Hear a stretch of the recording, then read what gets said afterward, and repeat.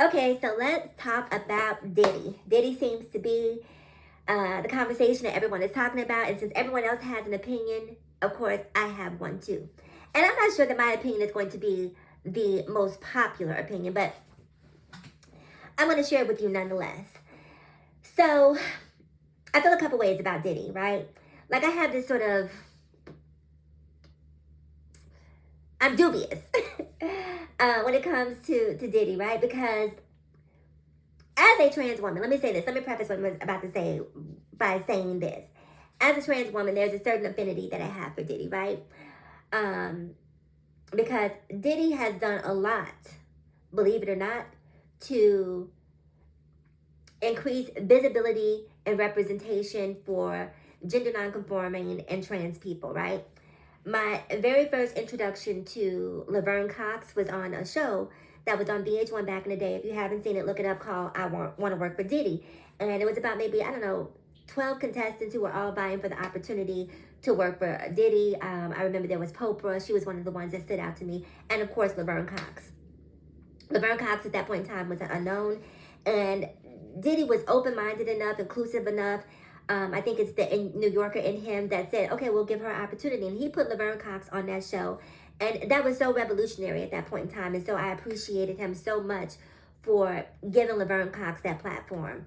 In addition to Laverne Cox, if you guys were a fan of the Making the Band show, back during the Danity Kane season, if you've ever seen that season, you know, at one point in time, he brought in a gender nonconforming person to be the house mother on that show.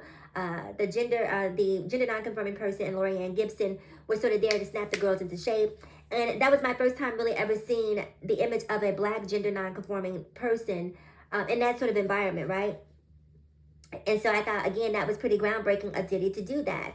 And then the third time was also on Making the Band. This is when he was putting together the Dirty Money group, and he included a trans singer by the name of Jayla Sims. If you don't know who she is, go look her up. I think she does backup with Faith Evans now. I know I've seen her do backup with Faith Evans, but Diddy also gave a platform to Jayla Sims. So this wasn't like a one-off where he gave a trans person an opportunity or a gender non-conforming person a chance once. But this was something that he did on a continuum. And watching him do that made me, as a trans woman, have a certain affinity, as I mentioned earlier, for Diddy. And now that I see all of this stuff coming out,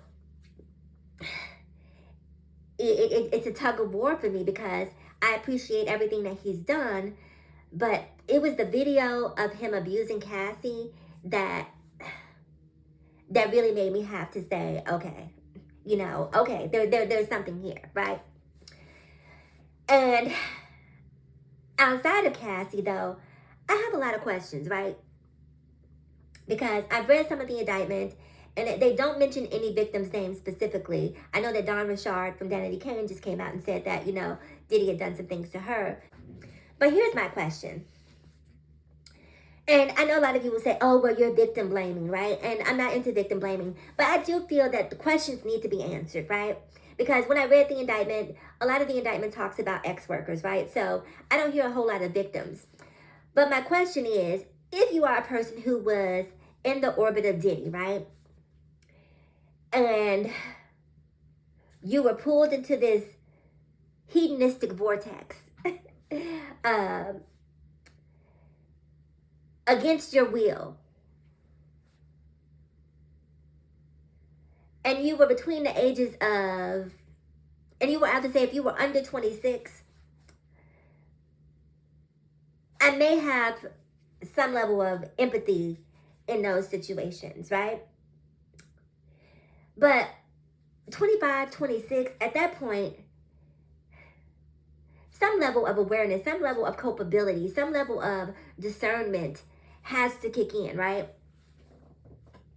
And then you have to ask yourself, were these victims in some instances, or were these willing participants who didn't necessarily get what they wanted out of the deal, and now they're disgruntled because they didn't get what they wanted out of the deal? And so now you go from being a participant to being a victim because you see an opportunity for a payday.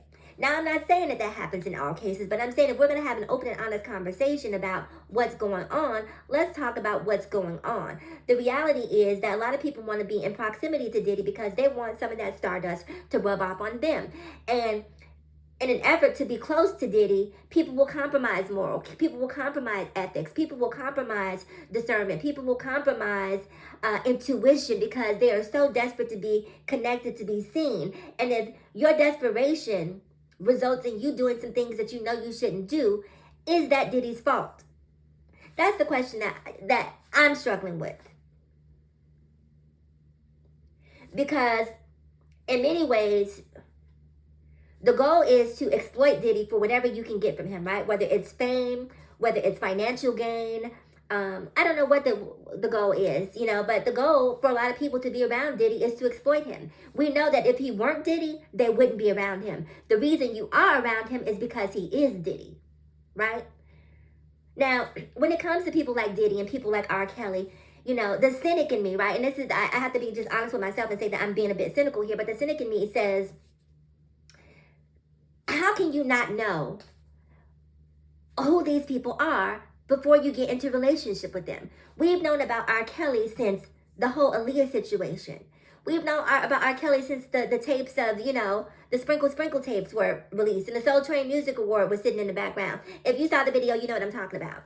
But we've known about R. Kelly. But here you come 15, 20 years after that has happened and saying, oh, I was victimized by him. There's a certain level of sympathy that I have, and there's a certain side eye that I have, because why are you there in the first place? Why are you around him? If you watch any season of Making the Band, you see the way that Diddy treats people. You know that working for Diddy, being around Diddy is not a cakewalk. Diddy is a tyrant. Diddy rules with an iron fist.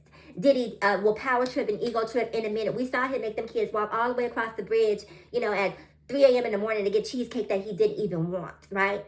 So we know that he is very capable of letting you know who's in power and who's in control, right? So for that reason, if Diddy came to me knowing my personality and who I stand, or where I stand in terms of who I am, I know that it would be a clash of the titans because nobody tells me what to do. Nobody. I'm in control of me. If I did it because I wanted to do it.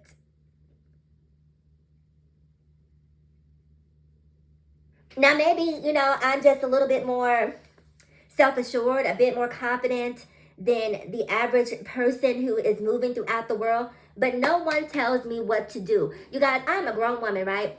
And to this day, I have never drank alcohol. I have never consumed illicit drugs of any kind. I've never smoked marijuana. Those are things that were all around me, and people were saying, take it, take it, take it, take it, take it, take it, take it, take it, take it. And I saw what that did to other people, right? And because I saw what that did to other people, I said, absolutely not.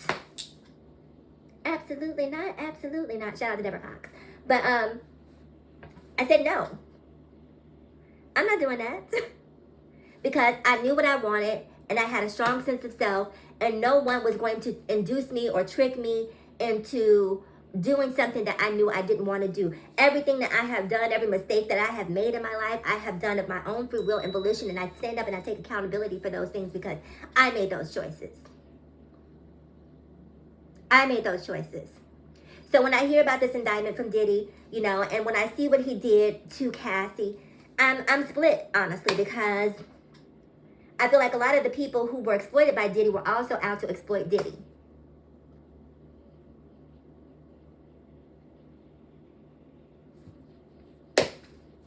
I feel like a lot of the people who were exploited were also out to exploit.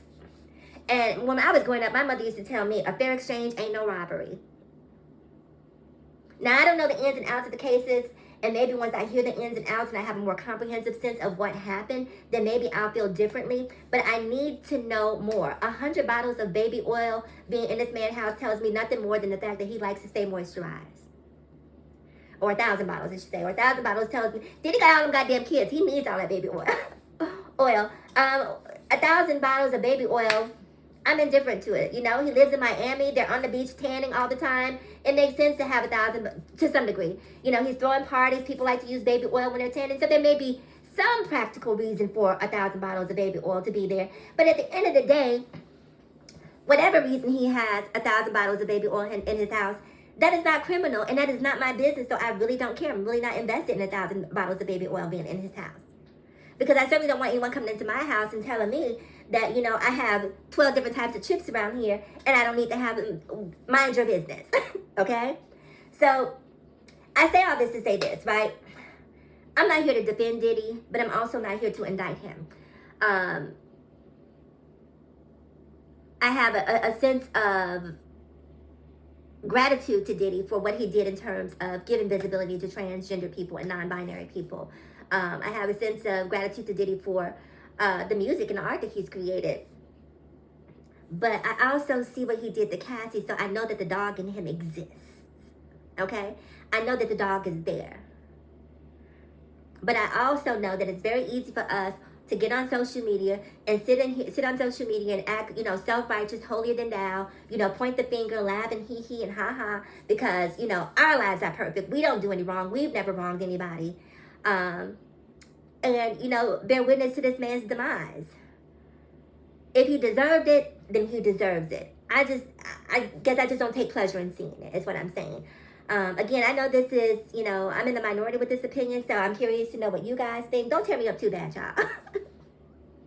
But leave your opinions below and let's talk about it. I want to hear what you think about Diddy. That was my unpopular opinion. And if you haven't subscribed already, then what are you waiting for? I'll see you guys in the next video. Bye.